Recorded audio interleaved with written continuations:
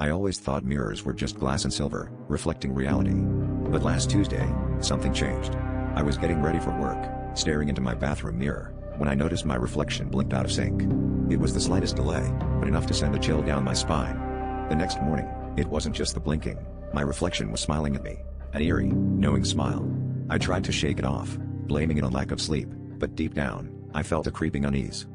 As the days passed, my reflection began to move independently, gesturing at things that weren't there and mouthing words I couldn't hear. I started avoiding mirrors, but they were impossible to escape completely. One night, as I passed the hallway mirror, I saw my reflection pointing at my phone, which had just buzzed with a notification. When I checked, it was a message from an old friend I hadn't spoken to in years. Coincidence, I told myself, but the reflection's knowing grin suggested otherwise. I became obsessed, spending hours in front of the mirror, trying to decipher my reflection's silent messages. It seemed to know things before they happened, where I'd find my missing keys, when it would rain, even predicting a minor car accident I was involved in. The reflection's eerie presence was terrifying and fascinating.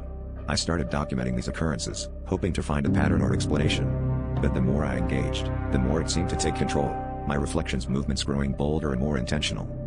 Last night, as I stared into the mirror, I saw my reflection reach out and place its hand against the glass.